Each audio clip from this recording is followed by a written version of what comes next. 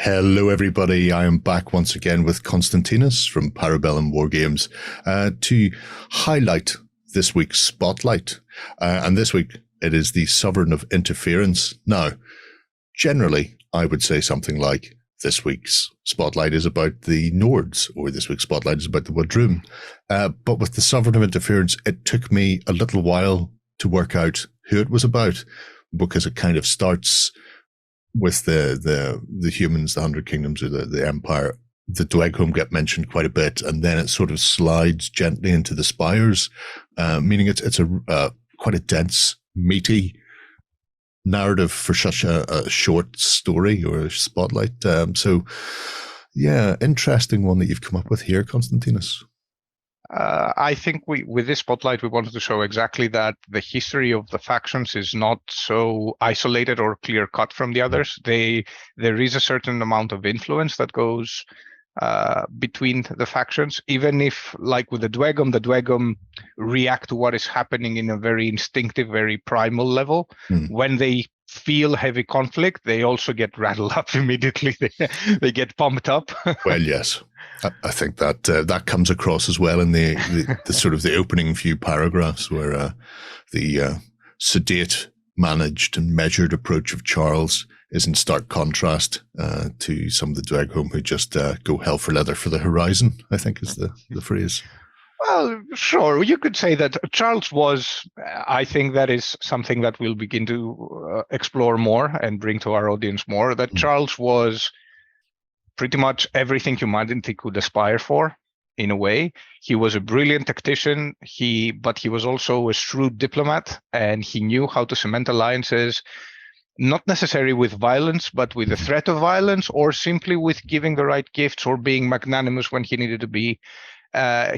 In our minds, Charles is a combination of Julius Caesar along with Charlemagne, obviously, two of the great leaders that united Europe at their respective times. And this is something that we'll see more and more. I think the most interesting thing about Charles is that at the end of the day, he never became the emperor. He forged the empire, but was never the emperor himself. Yeah. To give people a rough idea, where on the sort of the timeline of Ea would Charles come in compared to the current time frame that the game is set in? This was about 400 years ago. It's 100 and like the series of events started about a century and a half after the end of the long winter. So we're talking at around mid 3rd century, and already by that time the core of human refugees that had established the very basic 100 Kingdoms near the shores of the then called Bounty, now the Bitter Sea, had already expanded. They were covering most, if not all, of the area that is now the 100 Kingdoms. And of course, this meant that a lot of leaders and kings appeared and disappeared overnight. But there was an established order. There was a first iteration of the 100 Kingdoms as we know them today. Multiple different areas of influence with sovereigns that relied heavily on might. Because this expansion prevented the orders from keeping control over the changes, it became a lot more hectic. And we also mentioned in the article the Red Years, which is essentially a time of great turmoil caused exactly by the fact that the orders felt that power was slipping away. So they reacted a little violently, let's say, to that, which was not received lightly. No, well, this is always the problem when power starts to disappear from powerful people's hands, that they overcorrect to a larger extent than is required. That is true. And we're also very happy with the fact that the motives, even of the orders, who are generally the good guys, but are they really? Like, they literally controlled entire populations with no one really putting them there, just because they were the better soldiers in essence, and had the more money, especially at the beginning. So yeah, sure, maybe their motives were pure, that they wanted to protect humanity, to shield it from mistakes of the past. Hint, hint, nudge, nudge. But at the same time, they became kind of a different manifestation of what they were trying to protect humanity from. So, yeah, it's interesting how they act within this, and it'll be interesting to explore the orders in more detail down the line as well. We will. Yeah, well, it's always, we've seen a few names crop up here and there in some of the previous stories as well. So it's fascinating to see what way they'll take their steps in the future. But then getting back to the sovereign of interference, then after we get this sort of 100 Kingdoms view and Dweghome view of what was happening at this period, then it starts to slowly slide into the spires and what they're up to, and the sovereign of interference, I suppose, themselves, and the manipulations of the spires within the other races around the world. So that's interesting that you see the sort of the machinations and the manipulation that they're always trying to control. I suppose things that they can't subjugate. They're looking to control the events and the outcomes of the events of the people around them. In a way, yes. I think, first of all, let me comment on the structure of the piece. I think the what we wanted to communicate is exactly that these things are very violent and very obvious and very out there, be it about the 100 Kingdoms and the Dweghome or whoever.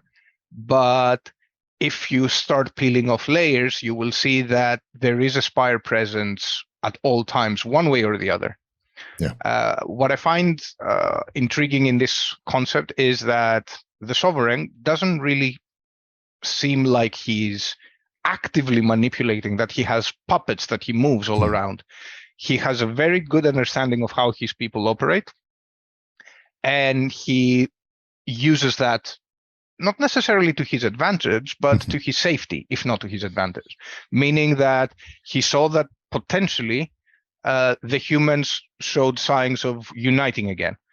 Knowing how disastrous that could be to his people, he at least wanted to observe. I think that is the implication. Of course, we're not sure if he only wanted to observe. That is the whole point of this. That's why he's called the sovereign of interference.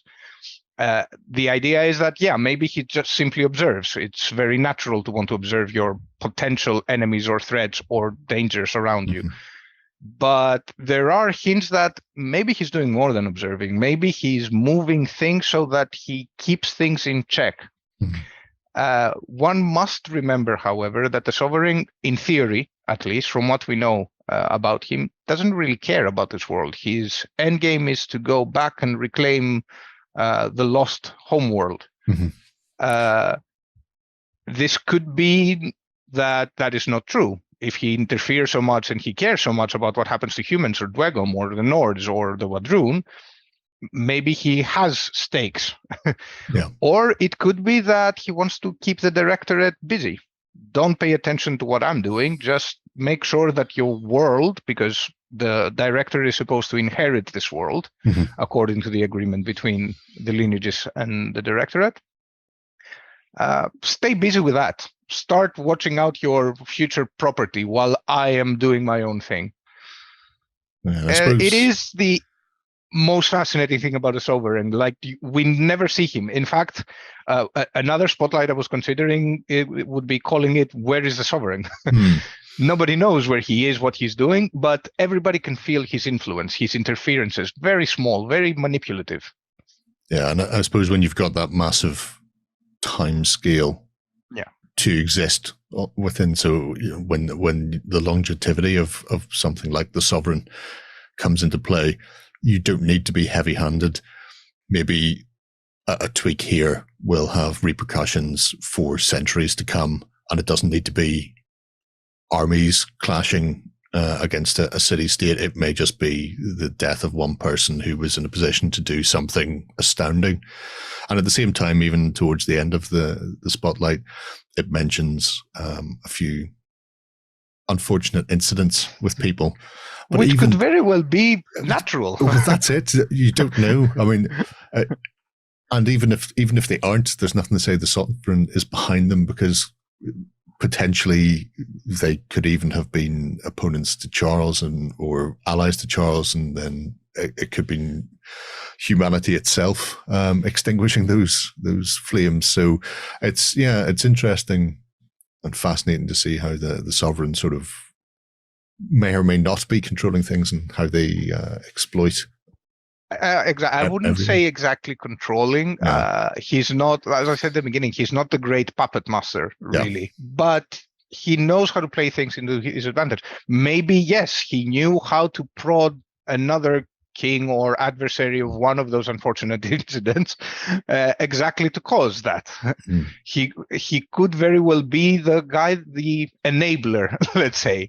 Sure. He could be much more involved, or he could just be observing, being confident in the self-destructing nature of his opponents and even his own people, really.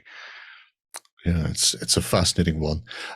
If you want to know more, folks, you can go over and take a read at The Sovereign of Interference right now on Para Bellum's website. If you have any questions you want to drop below, we'll take a look at those and get you answers as well. But as always, Konstantinos, it's been fascinating taking these little dabbles into the pool of history for Thank you Conquest. Go ahead and check out our other content on screen now. And while you're at it, why not hit subscribe and remember to ding our dong. Go on, you know you want to click it. Go on.